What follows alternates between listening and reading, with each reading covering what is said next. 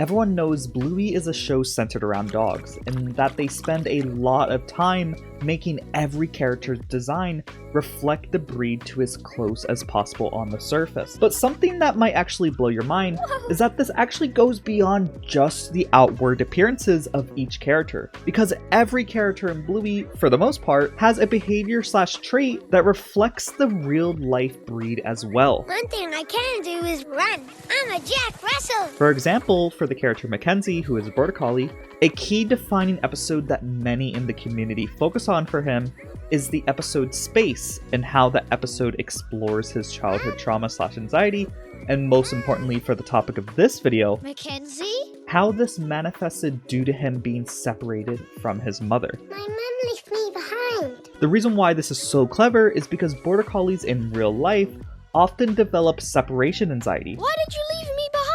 which is pretty darn close to what Mackenzie exhibits in many different episodes. And I even have an entire video that goes extremely in depth on how the show uses Mackenzie to showcase anxiety and trauma perfectly. In fact, even in a behind the scenes video showcasing all the hard work Ludo Studios does to make each episode, they mentioned that they put a keen emphasis on how much they research dog breeds for each character. For Bluey, character design involves a lot of research into all sorts of dog breeds. So this video will be pretty much outlining every notable example within the show that I was able to find where a character reflects their real-life breed counterpart on a behavioral level or even a narrative level. There will be parts that seem more obvious than others to certain individuals watching, These are edamame beans. so I thought it would be fun to start with the ones that surprised me the most, starting with Brandy. Hi, girls.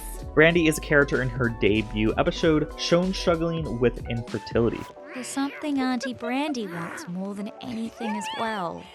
But she can't have it, and there's not really anything anyone can do. With her being a red healer, it's a clever choice by the creators to make her the character that reflects infertility or even represents in the show, because often in real life, the healer breeds have difficulties with infertility. This choice of infertility being reflected through Brandy might actually go even just beyond Brandy herself, because Chili even has a confirmed miscarriage that was subtly referenced in the episode The Show, where the two kids were putting on a show of their parents' journey through life, That is not how it happened! Oh, yes it was. where eventually has a scene regarding the pregnancy where this happens. So then they... This was later confirmed by the creator of Bluey to be a literal representation of how Chili had a miscarriage at one point. Moving on to happier topics, a really fun example of how dog breeds in the show reflect their real-life counterparts is actually seen by the terriers. One of their favorite things to do is play as guards, and something that terriers like to do in real life is actually guard things. Guarding stuff in dog culture happens with lots of different breeds, but it's notoriously known that schnauzers, which the Bluey website confirms to be their breed, are really good at being guard dogs. Whether that be guarding their toys or guarding their owner's land, they always are seen guarding things, just like in the episode Calypso. Indy, do you need protecting? Speaking of Calypso, she's actually our next topic, with her being an Australian Shepherd. And what Australian Shepherds are known for is herding. So it feels compelling that she's a teacher because she's essentially herding and gathering all the children for her lessons. And as my good friend Hisho brilliantly put it, the show puts a keen emphasis showing her watching over and guiding her flock of children like a shepherd would their sheep, which I found to be really fun wordplay. Now, it wouldn't be a video on the channel if I didn't mention Jack, which is of course a Jack Russell. I'm a Jack Russell. Now, Jack Russells are really known for having tons of high energy, and this is reflected in the episode Army and many other episodes perfectly, where he is often represented as someone who can't quite sit still, and those that know the show really well is usually seen as the representation for ADHD/autism, so that's really clever. Now, that last one might have been too obvious for some of the viewers here, so let's go to one that I bet many of you haven't even thought about, which goes to the episode Turtle Boy with the character Dougie and his mom. This episode is extremely well known for being an amazing representation of deaf individuals, where Dougie and his mom spend the entire episode doing Australian Sign Language, and the episode showing how although Dougie has a disability such as being deaf, it doesn't stop him from having fun just like everyone else. But the reason why I bring this up is because their breed, and I might mispronounce this, Cavapoo,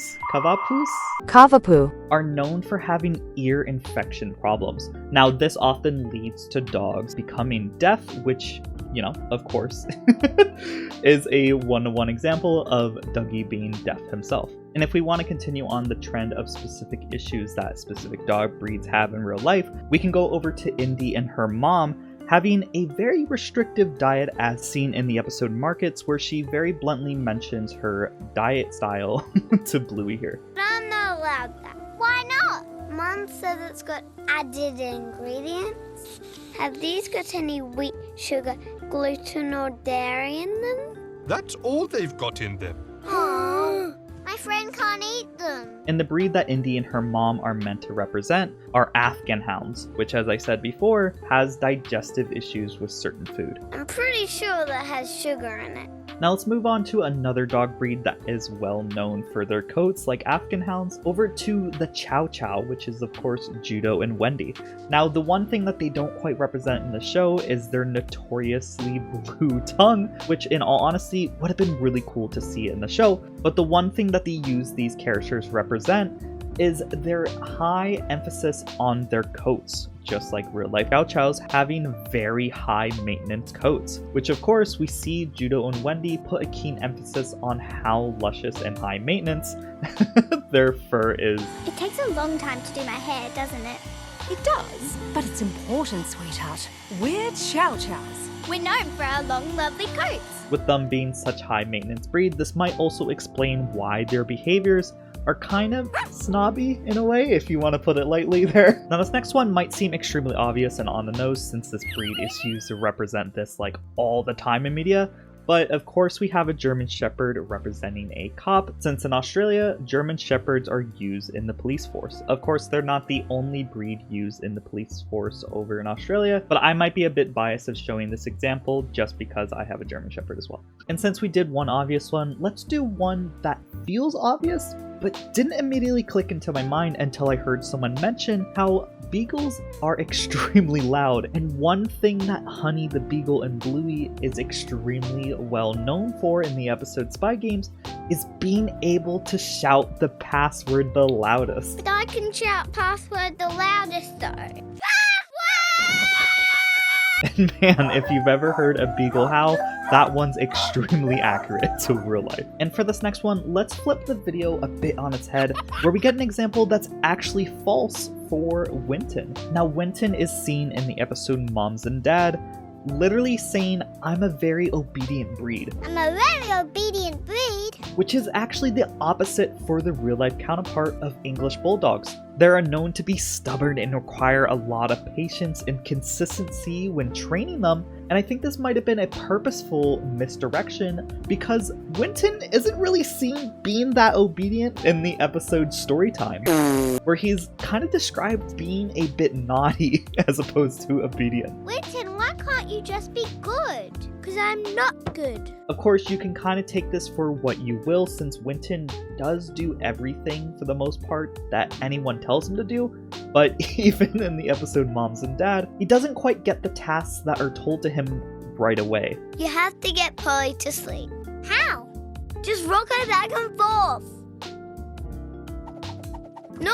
Which might be that example of how English Bulldogs are slow to learning things. Nevertheless, I thought that one was very clever, because usually when the show gives examples of, hey, I'm really good at doing this because of my breed or something like that, it usually is true, but Winton is kind of the opposite of what is directly told to the audience. And a good example of the show literally telling us that the breed is good at doing something actually comes from Mackenzie. I know we're going back to Mackenzie, but I just have to mention it for the purpose of what we just discussed. With him being a border collie, he himself says that he's really good at jumping from one sheep to the next. Come on, Bluey. It's just like jumping from one sheep to another. We don't jump on sheep, Mackenzie. Really? Which is, of course, something that border collies in real life often do when herding sheep. And because of this herding job, border collies are often seen having a ton of energy, which is something that Bandit even mentions to Mackenzie here in the same episode. I didn't think you got tired, Mackenzie. Now, at the very beginning of this video, I did promise that I would only mention the ones I thought were noteworthy,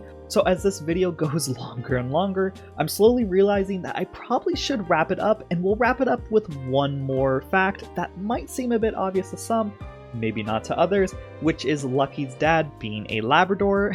Labradors are often seen kind of just being happy to go along with anything you do with them, which, as we know for Pat, kind of just does whatever and goes along with all the healer shenanigans. Hey, Lucky's dad! You have to stop bingo! Oh yeah, righto. Now, of course, I could make this video probably like an hour or maybe even 2 hours long by mentioning the more obvious ones, like how the pug, aka Buddy, having problems breathing in many episodes, Snickers, body orientation being really similar to a dachshund, poodles often having extravagant grooming styles as seen by Coco and her family, and I'm sure many more that I can't think of on top of my head. So I think a good stopping point would be right here, and all of you buddies can kind of give us more examples that maybe I didn't quite mention in the video down below in the comments. I'm sure there's some examples that might seem obvious to others that I didn't quite mention, or maybe there's bits in this video that felt way too obvious that I shouldn't have even mentioned, but that's kind of the beauty of shows like this where they represent dog breeds, because there's always little fun bits here and there that people that have owned these type of dogs, or maybe even people that are experts on dogs, can kind of put their 2 cents in and give us examples on how the show might have represented their breed really well. So in all honesty, I'm pretty excited to see the comment section for this particular video. And as always, I just want to give a huge thanks to everyone that stuck around on the channel when I was having a bit of a hiatus. There was kind of some periods where I wasn't really uploading for like 2 months. I would like upload a video and then maybe like 2 months later I would upload a video, but I'm trying to be better. Things are literally crashing down around me sometimes. As you can see, I don't have my little display because it literally crashed down. Like, I'm being serious, there's things crashing down in my life sometimes. But in all seriousness, I'm happy that after all that time, I'm still able to upload videos and see you buddies, kind of still enjoy them and come back to watch the channel.